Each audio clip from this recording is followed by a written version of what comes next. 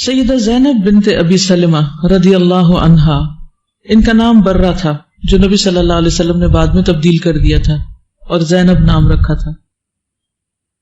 زینب خوبصورت درخت کو کہتے ہیں۔ والد کا نام ابو سلمہ تھا، یہ حضور صلی اللہ علیہ وسلم کے پھپھی ذات تھے، پھپھی کے بیٹے تھے اور رضائی بھائی بھی تھے۔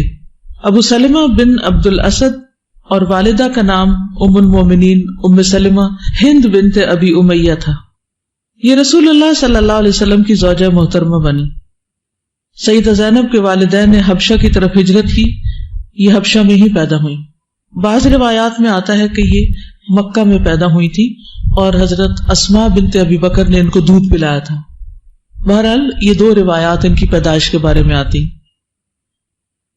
نبی کریم صلی اللہ علیہ وسلم نے ان کا نام بدل کر زینب رکھ دیا۔ سیدہ ام سلمہ کو ہجرت حبشہ کی داستان روایت کرنے کا شرف حاصل ہوا۔ جب سیدہ ام سلمہ اپنے خاوند ابو سلمہ کے ساتھ حبشہ سے واپس آئیں تو پھر دونوں نے مدینہ منورہ کی طرف ہجرت کی۔ کچھ لوگوں کی ایک ایک ہجرت تھی اور کچھ لوگوں کی دو دو ہجرتیں تھیں۔ سوچئے، ایک نہیں دو دو ہجرتیں۔ ایک جگہ گئے، وہاں گھر بنایا، پھر وہاں سے چھوڑ کے پھر دوبارہ ایک نئی جگہ چلے گئے۔ کیوں؟ آج لوگ دنیا میں ایک شہر چھوڑ کے دوسرے شہر میں، ایک ملک چھوڑ کے دوسرے ملک کی امیگریشن لیتے ہیں دنیا کی خاطر، لیکن وہ لوگ دین کی خاطر گھر چھوڑا کرتے تھے، اللہ کی خاطر۔ سیدہ ام سلمہ رضی اللہ عنہا نے ابو سلمہ کی زوجیت میں 4 بچوں کو جنم دیا اور یہ چاروں بچوں کے ساتھ نبی صلی اللہ علیہ وسلم کے گھر میں تشریف لائی تھی۔ یعنی میں سوچتی ہوں کہ نبی صلی اللہ علیہ وسلم نے امہات المومنین کو بھی دیکھا، ان کے بچوں کو بھی دیکھا، پھر آپ کی اپنی بیٹی حضرت زینب جو تھی، جب وہ مسلمان ہو کر مکہ سے ہجرت کر کے مدینہ آ گئی تو ان کو اور ان کے بچوں کو بھی دیکھا۔ وہ 6 سال تک شوہر کے بغیر حضور صلی اللہ علیہ وسلم کے گھر میں رہی۔ کتنا بڑا تھا آپ کا خاندان، یعنی ازواج کی تعداد کتنی تھی، پھر یہ بچے، پھر ان کے بچے، پھر نواسے نواسیاں۔ 2 بیٹے تھے جن کا نام سلمہ اور عمر تھا، اور 2 بیٹیاں تھیں جن کا نام درہ اور زینب، یہ برہ نام تھا پہلے۔ سیدنا ابو سلمہ رضی اللہ عنہ جنگ بدر اور جنگ احد میں رسول اللہ صلی اللہ علیہ وسلم کے ساتھ شریک ہوئے۔ یہ بھی ہجرتیں کر کے جب مکہ سے مدینہ پہنچتے ہیں تو پھر جنگوں میں شریک ہوتے ہیں۔ یہ نہیں تھا کہ ہجرت کی تو اب آرام سے بیٹھ گئے کہ اب دنیا مل گئی ہے، اب چھوڑو سب کچھ، اب انجوائے کریں، نہیں، وہاں بھی ایک مسلسل سٹرگل تھی۔ جنگ احد میں ان کے بازو پر تیر لگا، زخم گہرا تھا، مہینہ بھر اس کا علاج کرتے رہے، زخم بظاہر ٹھیک ہو گیا۔ رسول اللہ صلی اللہ علیہ وسلم نے 150 افراد پر مشتمل لشکر کا امیر بنا کر جبل قطن کا محاصرہ کرنے کے لیے روانہ کیا۔ وہاں لشکر اسلام 29 دن تک رہا۔ اس دوران میں زخم پھٹ گیا جس سے سیدنا ابو سلمہ وفات پا گئے۔ ابن سفینہ سیدہ ام سلمہ سے بیان کرتے ہیں کہ وہ فرماتی کہ میں نے رسول اللہ صلی اللہ علیہ وسلم سے سنا، آپ فرماتے ہیں ما من مسلم تصیبہ مصیبۃ فیقول ما امرہ اللہ انا للہ وانا الیہ راجعون اللہم اجرنی فی مصیبتی واخلف لی خیرا منہا یا واخلف لی خیرا منہا۔ کسی مسلمان کو جب کوئی مصیبت پہنچتی ہے اور وہ اللہ تعالیٰ کے فرمان کے مطابق انا للہ وانا الیہ راجعون کہتا ہے اور یہ التجا کرتا ہے کہ الہی میری مصیبت میں مجھے اجر دینا اور مجھے اس کا نعم البدل عطا کرنا، تو اللہ سبحانہ وتعالیٰ پھر اس کو عطا کرتے ہیں۔ سیدہ ام سلمہ فرماتی ہیں کہ جب ابو سلمہ فوت ہو گئے تو میرے دل میں خیال آیا کہ ابو سلمہ سے بہتر کون مسلمان ہوگا، یعنی یہ اتنی راضی تھی اپنے شوہر پر۔ کتنی کم خواتین ہوتی ہیں جو اپنے شوہر سے اس طرح خوش ہوں، اور ایسے محبت بھرے رشتے دنیا سے چلے جائیں تو انسان کی زندگی کتنی مزریبل ہو جاتی۔ یہ کہ جب ان کے شوہر فوت ہوئے تھے تو روایات میں آتا ہے کہ انہوں نے کہا کہ میرا جی چاہتا کہ میں اتنا رو کہ میں رونے کی مثال قائم کر دوں، کہ میرا شوہر غربت سے مراد ان ہجرت کے بعد اپنے ملک میں نہیں دوسرے ملک میں فوت ہوا، دوسری جگہ پر جا کے فوت ہوا۔ لیکن نبی صلی اللہ علیہ وسلم نے جب ان کو یہ نصیحت کی تو ان کا رونا دھونا ختم، دعا مانگی اور اللہ پہ بھروسہ کیا اور صبر کر لیا۔ ہمیں کوئی 10 نصیحتیں بھی کرے تو ہم اپنی کیے سے باز نہیں آتے، خود پر ہمیں کنٹرول نہیں، سیلف کنٹرول نہیں۔ جب اپنا مار داڑ کے دل ٹھنڈا ہو جاتا رو دھو کے تو پھر اس کے بعد کہتے ہیں اچھا آپ صبر کر لیں۔ صبر کیا ہے؟ ناپسندیدہ حالات کے پیش آنے پر اپنے آپ کو اس طرح کنٹرول میں رکھنا کہ کوئی بات اللہ سبحانہ و تعالیٰ کی پسند کے خلاف نہ ہو، مروت کے خلاف نہ ہو۔ مروت کہتے ہیں ایک جو ہوتا ہے نا، ایک وقار ہوتا ہے انسان کا، ایک عزت ہوتی، اس کے خلاف کوئی بات نہ کرنا۔ کیونکہ آپ دیکھیے کہ جب آپ بدتمیزی سے بولتے ہیں یا بد اخلاقی سے کوئی بات کرتے ہیں یا چیختے چلاتے ہیں تو اس سے کیا ہوتا ہے؟ آپ کی شخصیت پر کوئی اثر پڑتا ہے؟ اگر آپ بہت زیادہ روتے ہی ہیں، مثلاً کوئی غم آ گیا، کوئی تکلیف آ گئی، کوئی فوت ہو گیا، ٹھیک ہے رونے کی اجازت ہے، لیکن اگر آپ رونے کے لیے ایک مثال قائم کر دیں، رو رو کے اتنا روئیں اور اتنا چلائیں، تو اس سے آپ کے بارے میں تاثر کیا ہوگا؟ کیا آپ ایک میچور انسان ہیں؟ نہیں، رونا بھی اپنی لمٹ میں ہونا چاہیے، اپنی حد کے اندر ہونا چاہیے۔ مومن کی پرسنالٹی جو تھی وہ کمپوزڈ پرسنالٹی ہوتی ہے، لوگوں کی نگاہوں میں تماشا نہ بن جائے۔ یہ عملی دعویٰ ہوگی آپ کی کہ انہیں پتا ہو کہ یہ قرآن پڑھے ہوئے لوگ ہیں، یہ ایمان والے لوگ ہیں، اور آپ کی مثال سے لوگ ایک سبق سیکھیں۔ کتنا بھی بڑا غم ہو، کتنا بھی بڑا نقصان ہو، لیکن اس میں اخلاق کو ہاتھ سے نہ جانے دیں۔ کسی سے کتنی بھی شدید مخالفت ہو، لیکن بد اخلاقی پر نہ اتریں، کیونکہ اختلافات ختم ہو جاتے ہیں لیکن آپ کی شخصیت کے اثرات باقی رہ جاتے ہیں۔ تو صحابہ کے ایمان نے جہاں ان کے اندر اخلاق اور ہجرت اور قربانی پیدا کی تھی، وہاں ان کے اندر بہترین اخلاق پیدا کیا تھا، وہ آپے سے باہر نہیں ہوتے تھے۔ جہاں ان کو تعلیم ملتی، بات ملتی، وہی تبدیل ہو جاتے۔ سیدہ ام سلمہ فرماتی ہے کہ جب ابو سلمہ فوت ہو گئے تو میرے دل میں خیال آیا کہ ابو سلمہ سے بہتر کون مسلمان ہوگا۔ پھر اللہ تعالیٰ نے میرے دل میں یہ بات ڈال دی اور میں نے یہ دعا کی تو اللہ سبحانہ و تعالیٰ نے میرے لیے رسول اللہ صلی اللہ علیہ وسلم کو نعم البدل بنا دیا۔ یعنی ابو سلمہ سے ہر حال میں بہتر تھے نبی صلی اللہ علیہ وسلم، لیکن اس طرف تو ان کا دھیان بھی نہیں گیا تھا، کیونکہ من یتق اللہ یجعل لہ مخرجا ویرزقہ من حیث لا یحتسب، جو اللہ کا تقوی اختیار کرتا ہے اللہ اس کے لیے مشکل سے نکلنے کا راستہ بنا دیتا ہے اور اس کو وہاں سے رزق عطا کرتا ہے جہاں سے وہ سوچ بھی نہیں سکتا، اس کا خیال بھی نہیں ہوتا۔ فرماتی ہے کہ رسول اللہ صلی اللہ علیہ وسلم نے میری طرف حاطب بن ابی بلتہ کو بھیجا۔ یہ کون تھے بلا؟ جنہوں نے فتح مکہ کے موقع پر ایک خط بھیجا تھا اور جو راستے میں پکڑا گیا تھا۔ اس نے مجھے پیغام دیا کہ رسول اللہ صلی اللہ علیہ وسلم مجھے اپنے حوالے عقد میں لینے کا ارادہ رکھتے ہیں، یعنی مجھ سے نکاح کرنا چاہتے ہیں۔ میں نے کہا ایک تو میری بیٹی ہے اور دوسری بات یہ ہے کہ میں ایک غسیلی عورت ہوں، یعنی میں ایک سوکن بن کے نہیں رہ سکتی۔ غیرہ کا لفظ آتا ہے، یعنی کہ میں صاحب غیرت ہوں، مجھے بہت غیرت آتی ہے، یعنی ایک طرح سے کائنڈ آف جیلسی ہے، تو میرے لیے مشکل ہے کہ میں یہ رشتہ قبول کروں۔ جب یہ پیغام رسول اللہ صلی اللہ علیہ وسلم کو پہنچایا گیا تو آپ نے فرمایا بیٹی کے بارے میں ہم اللہ تعالیٰ سے دعا کریں گے، اللہ تعالیٰ اس کی طرف سے اسے بے نیاز کر دیں گے، کیونکہ وہ دودھ پی رہی تھی ابھی بچی۔ اور رہی بات اس کے غسیلے ہونے کی تو میں اللہ تعالیٰ سے دعا کروں گا اور اس کا غصہ بھی جاتا رہے گا، کوئی مسئلہ ہی نہیں۔ دیکھیے مسائل کا حل کیسے نکالا؟ دعا کے ساتھ۔ اور ہم اگر مسئلے کے وقت کسی کو دعا کرنا سکھائیں تو وہ کہتے ہیں دعا تو میں بہت کرتی ہوں، کچھ اور بتائیے، کوئی ٹپ دیجیے۔ کون سی ٹپ دعا سے بہتر ہو سکتی؟ اللہ پہ یقین تو کر کے دیکھیں۔ جب رسول اللہ صلی اللہ علیہ وسلم نے سیدہ ام سلمہ کے ساتھ شادی کر لی تو اس کے بعد ایک روز ان کی بیٹی رسول اللہ صلی اللہ علیہ وسلم کے پاس آئی۔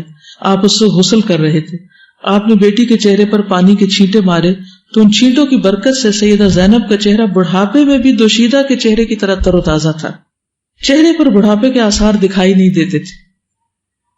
عطاف کہتے ہیں میری والدہ نے مجھے بتایا کہ جب زینب بوڑھی ہو چکی تھی تو میں نے اسے دیکھا کہ اس کے چہرے پر بڑھاپے کا کوئی اثر دکھائی نہیں دیتا تھا۔ جب زینب شادی کی عمر کو پہنچی تو عبداللہ بن زمع اسدی کے ساتھ رشتہ ازدواج منسلک ہوئے اور ان کے اولاد بھی ہوئی۔ سیدہ زینب بڑی عقل مند اور دانشور خاتون تھی، نبی صلی اللہ علیہ وسلم کے گھر میں پلی تھی۔ ابن اسیر کہتے ہیں کہ وہ اپنے زمانے کی سب سے بڑی فقیہ خاتون تھی۔ ام سلمہ بھی فقیہ خاتون تھی۔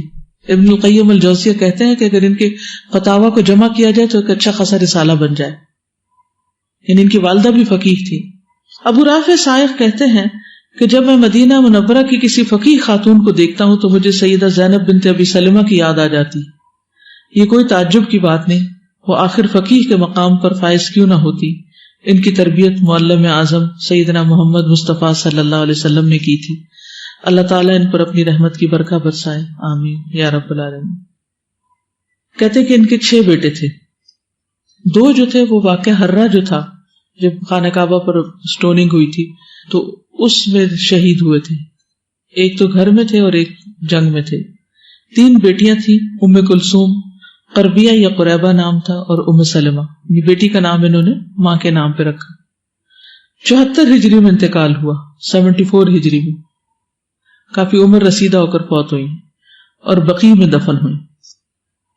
کچھ کہیں گے ان کے بارے میں؟ پھر چند باتیں اور بھی شیئر کروں گی آپ سے۔ السلام علیکم۔ استاذہ میں سوچ رہی تھی کہ کتنی خوش قسمت تھی یہ، ماشاء اللہ۔ ام سلمہ بھی اس لحاظ سے بہت خوش قسمت رہی کہ اللہ تعالیٰ نے انہیں نبی صلی اللہ علیہ وسلم جیسا نعم البدل دیا، اور یہ خاص طور پر یہ زینب جو تھی کہ اتنی زندگی کا یعنی بچپن کا جو عرصہ تھا وہ نبی صلی اللہ علیہ وسلم کی صحبت میں گزارنے کا موقع ملا۔ ظاہر اللہ کا خاص فضل تھا، تبھی یہ سب ان کو میسر آیا۔ تو یہ بھی ایسی جو نعمتیں ہوتی ہیں کہ ہمیں اچھی صحبت مل جائے، اچھا گھر ملے، یعنی اچھے والدین ہوں، اچھے استاد ہوں، اور تو یہ بھی بہت بڑی زندگی میں نعمتیں ہیں، بہت خوش قسمتی کی بات ہوتی ہے، کیونکہ یہ ایسی دولت ہے جو بازاروں میں خرید کر نہیں ملتی۔ بالکل، تو ان پہ بھی ہمیں بہت شکر ادا کرنا چاہیے اللہ تعالیٰ کا۔ استاذہ میں یہ سوچی تھی کہ نبی صلی اللہ علیہ وآلہ وسلم کی جو دعا انہوں نے کی کہ میں دعا کروں گا کہ ان کا غصہ جاتا رہے، وہ کیسے قبول ہوئی نا کہ حضرت ام سلمہ کے یہ سارا سوکن پن تو کہیں بھی نہیں نظر آیا۔ انہوں نے حضرت عائشہ کو اپنی باری دے دی تھی، اور نبی صلی اللہ علیہ وسلم کی اپنی اولاد کی تربیت میں ان کا کتنا بڑا رول رہا۔ وہ اریٹیٹ نہیں ہوئی ان بچوں سے کہ یہ بھی ہیں اور یہ بھی ہیں، یعنی وہ سارا کیسا قبول ہوا الحمدللہ۔ اور پھر اس میں آپ دیکھیے کہ 4 بچوں کے ساتھ ایک بیوہ کو قبول کرنا، جہاں پہلے بھی بیویاں ہوں، یہ بہت بڑی بات ہے۔ نبی صلی اللہ علیہ وسلم کا آپ دیکھیے نا کہ کس طرح انہوں نے عورتوں کو ایک طرح سے ایکسپٹ کیا اور ایک ٹھکانہ دیا۔ ابھی میں دبئی میں تھی پچھلے ہفتے، تو وہاں پر ایک شادی میں تھوڑی دیر بہت زیادہ ان کا اصرار تھا، تو شادی میں جانے کا اتفاق ہوا، تو انہوں نے بتایا کہ یہ جس بچی کی شادی ہو رہی ہے یہ بھی 4 بہنیں تھی شاید، اور ان کی والدہ کو بھی طلاق ہو گئی تھی، اور طلاق کے بعد ان کی دوسری جگہ شادی ہوئی کسی لوکل کے ساتھ، یعنی عرب کے ساتھ، اور اس نے ان 4 بچیوں کو اپنے باپ سے بھی بڑھ کر بہترین طریقے سے پالا، ہر طرح کی سہولتیں دی، ہر طرح کی نعمتیں عام کر دی، اور کبھی ان بچیوں کو یہ احساس نہیں ہونے دیا کہ وہ ان کا اپنا باپ نہیں ہے ان کے سر پر، اور شادی بھی بہت بہترین طریقے سے کی اور ہر ضرورت کا خیال رکھا۔ تو آج بھی ایسے لوگ موجود ہیں کہ جو اپنی خوشیاں قربان کر کے، اپنی ضروریات قربان کر کے ایسے محروم بچوں اور محروم خاندانوں کا خیال رکھتے ہیں۔ اس میں ایک انٹرسٹنگ پہلو مجھے یہ لگتا ہے کہ جب ان کے پاس رشتہ آیا نبی صلی اللہ علیہ وسلم کا، تو انہوں نے اپنی یہ خامی بتائی کہ مجھ میں یہ غصے کی عادت ہے، چھپائی نہیں۔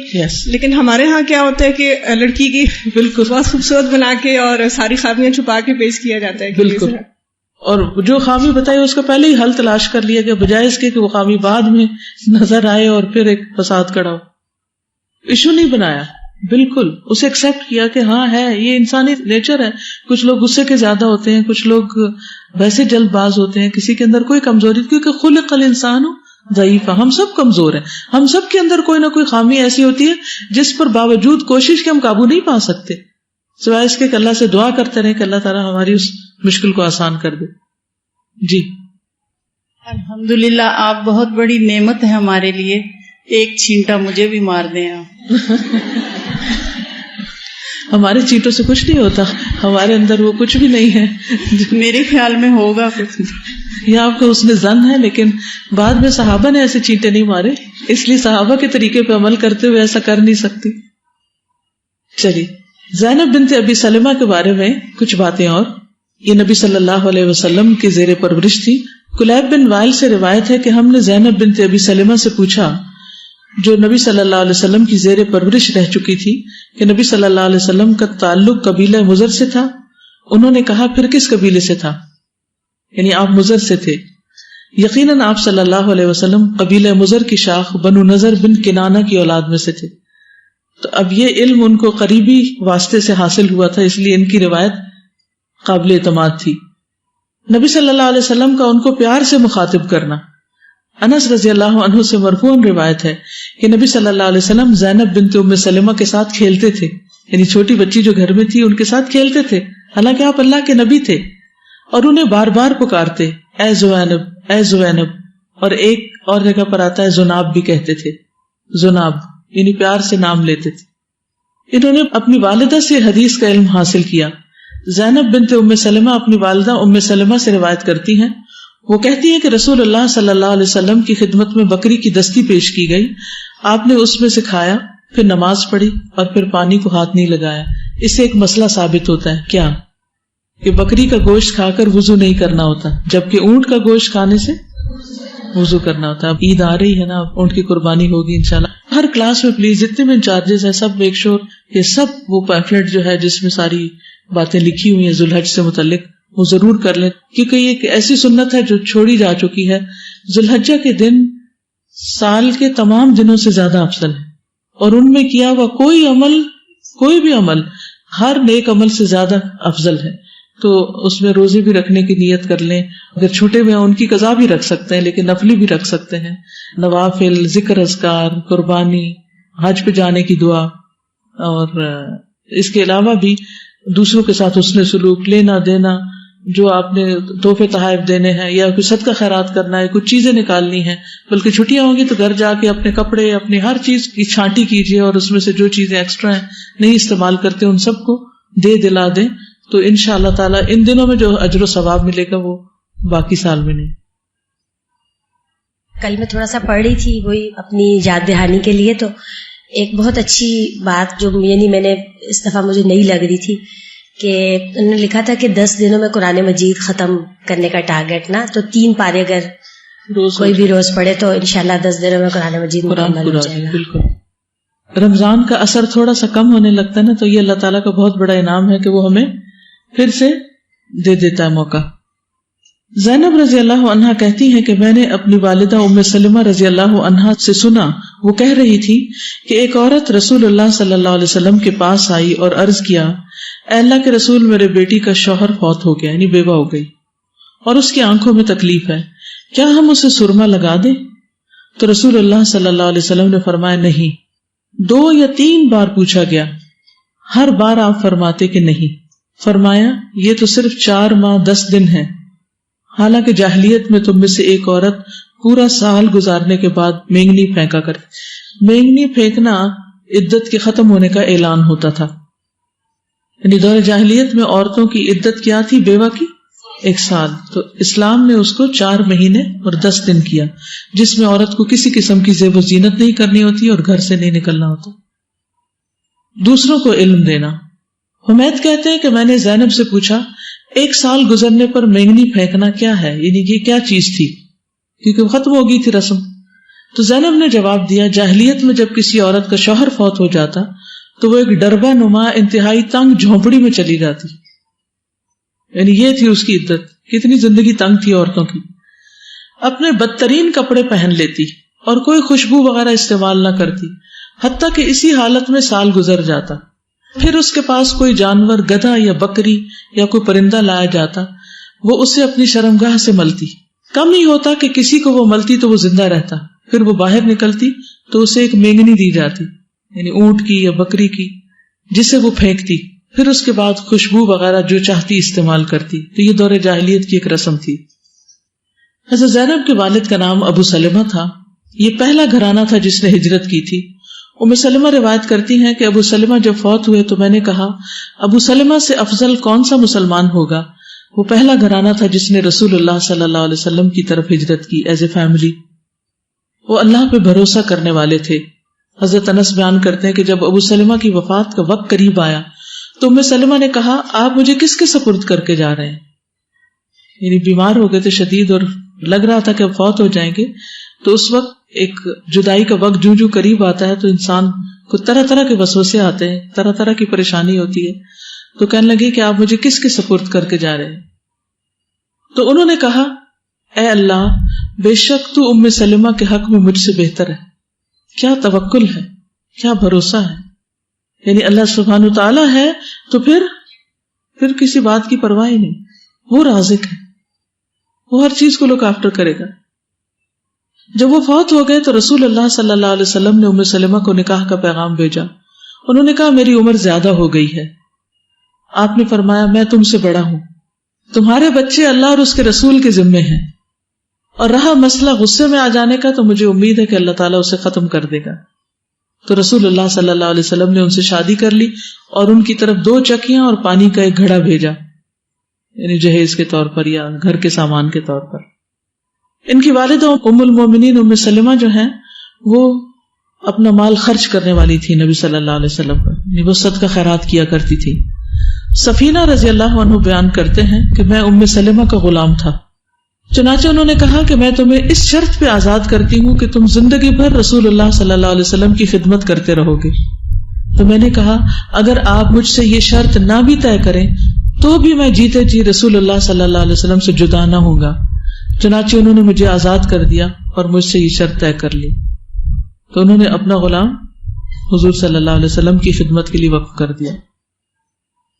ایک بیوی ہوتے ہوئے عام طور پر لوگوں کی توقع کیا ہوتی ہے, خواتین کی توقع کیا ہوتی کہ ہر چیز شوہر کرے, اور اگر کبھی بیوی کر لے تو پھر کیا ہوتا ہے, اس کو اتنا جتاتی ہیں, ہر ایک سے ذکر کریں گے. تو یہ جتانا نہیں چاہیے. جب انسان اللہ کی خاطر کچھ بھی کرے تو پھر کسی کو بھی دے, بدلہ جب اللہ سے لینا ہے تو پھر پریشانی کس بات کی. اور اس سے بڑی خوش قسمتی کی بات کیا ہے کہ ان کا غلام نبی صلی اللہ علیہ وسلم کی خدمت پر مامور ہے. یہ ہے نا سچی محبت, دوسرے کو سکھ دینا, دوسرے کو آرام دینا. لوگوں کی بھی مدد کیا کرتی تھی. کعب بن مالک سے روایت ہے کہ اللہ تعالیٰ نے ہماری توبہ کی بشارت اپنے نبی صلی اللہ علیہ وسلم پر اس وقت نازل کی جب رات کا آخری تہائی حصہ باقی رہ گیا تھا, یعنی اس وقت وحی آئی. جب رات کا آخری تیسرا حصہ ہوتا ہے تو اس وقت نیند اچھی آتی ہے نا. اس وقت اگر آپ کو کوئی کہے اٹھو پڑھو, اٹھو یہ بات سیکھو, سبق یاد کرو, کتنا بھاری ہو, لیکن اس وقت وہی نازل ہو رہی, اس وقت قرآن نازل ہو رہا ہے اور آپ اپنی نیند چھوڑ کر اٹھ کر قرآن ریسیو کرتے ہیں. اور رسول اللہ صلی اللہ علیہ وسلم اس وقت ام سلمہ رضی اللہ عنہا کے گھر تھے. ام سلمہ کا مجھ پر بڑا احسان تھا کہ وہ اس سلسلے میں میرا بہت خیال رکھتی تھی. یہ کون کہہ رہے ہیں؟ کعب بن مالک, کہ وہ ہمارا بہت خیال رکھتی تھی. یہ گواہی ہے ان کے حق میں. رسول اللہ صلی اللہ علیہ وسلم نے فرمایا ام سلمہ کعب کی توبہ قبول ہو گئی, یعنی آپ نے خوشخبری شیئر کی ام سلمہ کے ساتھ. انہوں نے عرض کیا پھر میں ان کے یہاں کسی کو بھیج کر یہ خوشخبری نہ پہنچوا دوں؟ حالانکہ نبی صلی اللہ علیہ وسلم خود بھی یہ کام کر سکتے تھے, لیکن انہوں نے کہا کہ میں بھیجتی ہوں کسی کو. آپ نے فرمایا یہ خبر سنتے ہی لوگ جمع ہو جائیں گے اور ساری رات تمہیں سونے نہیں دیں گے, تو اس لیے ابھی ٹھہر جاؤ. کتنا نیچرل لائف سٹائل ہے نا. نہایت سمجھدار خاتون تھی. مسور بن مخرمہ سے روایت ہے کہ صلح حدیبیہ کے موقع پر رسول اللہ صلی اللہ علیہ وسلم جب صلح نامہ کی تحریر سے فارغ ہوئے تو آپ نے صحابہ سے فرمایا اٹھو قربانی کرو اور سر منڈوا لو. وہ کہتے ہیں کہ اللہ کی قسم ان میں سے کوئی شخص بھی نہ اٹھا, یہاں تک کہ آپ نے 3 مرتبہ یہی فرمایا. جب ان میں سے کوئی نہیں اٹھا تو آپ ام سلمہ کے پاس گئے, یعنی آپ کو غم تھا کہ صحابہ نے کبھی بھی کوئی بات ٹالی نہیں تھی. تو اب وہ چونکہ حرم پہ جانے کی رکاوٹ آ گئی تھی تو وہ اس صدمے سے نڈھال تھے اور ایکسپٹ ہی نہیں کر رہے تھے ان کے ذہن کہ ہم مکہ کے قریب آ کر پھر مکہ میں داخل نہ ہوں. اور اسے یہ واقعہ بیان کیا جو لوگوں سے آپ کو پیش آیا تھا. یعنی آپ نے ام سلمہ رضی اللہ تعالیٰ عنہ کو بتایا کہ لوگ کیا کر رہے ہیں. ام سلمہ رضی اللہ تعالیٰ عنہ نے کہا اے اللہ کے نبی, کیا آپ یہ چاہتے ہیں کہ لوگ آپ کی بات مان لیں؟ آپ باہر تشریف لے جائیے اور ان میں سے کسی کے ساتھ کوئی بات نہ کیجیے یہاں تک کہ آپ اپنی قربانی کے جانور کی قربانی کر لیں. جائیں اور آپ اپنی قربانی کر لیں, کسی کو کچھ نہ کہیں, اور سر منڈوانے والے کو بلائیں تاکہ وہ آپ کے سر کے بال صاف کر دے, یعنی لوگوں کے سامنے اپنی اگزامپل پیش کر دیں. چنانچہ آپ باہر تشریف لائے اور کسی سے کوئی بات نہیں کی یہاں تک کہ آپ نے سب کچھ کر لیا, یعنی قربانی کے جانور قربان کر دیے, اپنا سر بھی منڈوا لیا. صحابہ نے جب یہ دیکھا تو وہ اٹھے اور انہوں نے قربانی کی اور ایک دوسرے کا سر مڑنے لگے. پھر کہنے کی ضرورت ہی پیش نہ آئی. اور یہ مشورہ کس کا تھا؟ ام سلمہ کا تھا. کس قدر سمجھدار تھی, ثواب کی حرص رکھنے والی تھی. ام سلمہ رضی اللہ عنہا سے روایت ہے میں نے عرض کیا یا رسول اللہ, کیا مجھے ابو سلمہ رضی اللہ عنہ کے بیٹوں کے بارے میں ثواب ملے گا اگر میں ان پہ خرچ کروں؟ میں انہیں اس طرح نہیں چھوڑ سکتی, وہ میرے بھی تو بیٹے ہیں. آپ نے فرمایا ہاں, تمہیں ہر اس چیز کا ثواب ملے گا جو تم ان پر خرچ کرو گی. نبی صلی اللہ علیہ وسلم بھی ان کے گھر والوں کا خیال رکھتے تھے. نبی صلی اللہ علیہ وسلم کی بیوی ام سلمہ سے روایت ہے رسول اللہ صلی اللہ علیہ وسلم نے اپنی بیوی ام سلمہ کے گھر میں ایک لڑکی کو دیکھا جس کے چہرے کا رنگ بدلا ہوا تھا. اس کو نظر لگ گئی. آپ نے فرمایا اسے نظر لگ گئی, اس کو دم کراؤ. آپ کی مراد اس کے چہرے کی پیلاہٹ سے تھی, وہ بالکل پیلی بیمار تھی, تو آپ نے کیسے نظر لگی ہوئی, اس کو دم کرواؤ. بعض روایات میں آتا ہے کہ یہ مکہ میں پیدا ہوئی تھی اور حضرت اسماء بنت ابی بکر نے ان کو دودھ پلایا تھا. تو کہتے ہیں کہ یہ حضرت اسماء کو اپنی ساری اولاد سے زیادہ پیاری تھی, اپنی رضائی اولاد سے زیادہ پیاری تھی. ان کے بھائی عمر بن ابو سلمہ تھے, صغار صحابہ میں سے تھے, یعنی بہن بھائی سب آپ کے گھر میں تھے. عبداللہ بن زبیر رضی اللہ عنہ سے روایت ہے, کہتے ہیں کہ میں اور عمر بن ابی سلمہ جنگ خندق کے دن عورتوں کے ساتھ حسان رضی اللہ عنہ کے قلعے میں تھے. کبھی وہ میرے لیے کمر جھکا کر کھڑے ہو جاتے اور میں ان کی کمر پر کھڑا ہو کر مسلمانوں کے لشکر کو دیکھتا, کبھی میں ان کے لیے کمر جھکا کر کھڑا ہوتا اور وہ دیکھ لیتے. نبی صلی اللہ علیہ وسلم نے ان کی تربیت کی. عمر کہتے ہیں کہ میں بچہ سا تھا اور رسول اللہ صلی اللہ علیہ وسلم کی پرورش میں تھا. کھاتے وقت میرا ہاتھ برتن میں چاروں طرف گھومتا, جیسے بچے کھاتے نا کبھی کہیں سے کبھی کہیں سے. تو رسول اللہ صلی اللہ علیہ وسلم نے مجھ سے فرمایا, بیٹے بسم اللہ پڑھو, دائیں ہاتھ سے کھاؤ اور برتن میں وہاں سے کھاؤ جو جگہ تمہارے قریب ہو, یعنی اپنے سامنے سے. چنانچہ اس کے بعد میں ہمیشہ اسی ہدایت کے مطابق کھاتا رہا. پھر انہوں نے نبی صلی اللہ علیہ وسلم سے مسائل سیکھے. عمر کہتے ہیں کہ انہوں نے رسول اللہ صلی اللہ علیہ وسلم سے سوال کیا, کیا روزہ دار اپنی بیوی کو کس کر سکتا ہے, بوسہ دے سکتا ہے؟ تو رسول اللہ صلی اللہ علیہ وسلم نے فرمایا ام سلمہ سے پوچھ لو, یعنی اپنی امی سے پوچھ لو.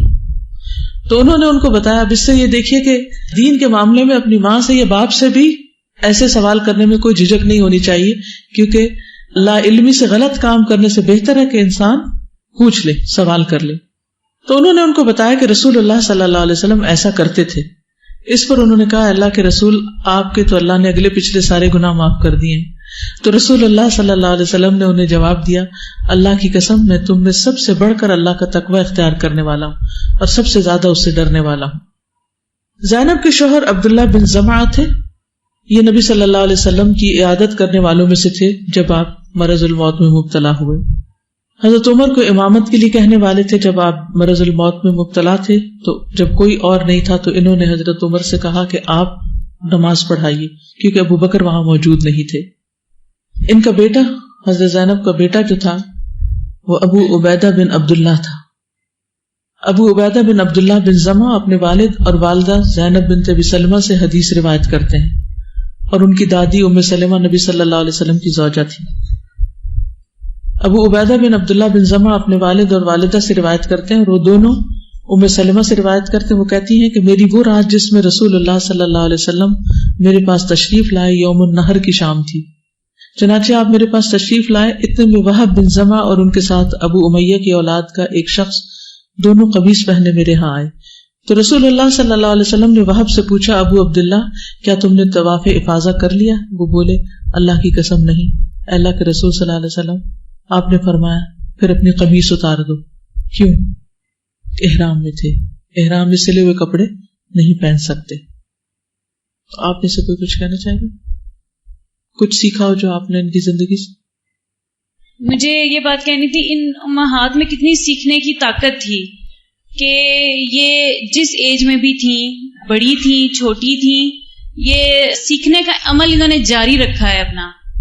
مطلب انہوں نے یہ نہیں کہا کہ نہیں اگر ہسبینڈ کہہ رہا ہے, گھر کا بندہ ہی کہہ رہا ہے تو آپ مطلب فار گرانٹیڈ لے لیں یا اس طرح سے.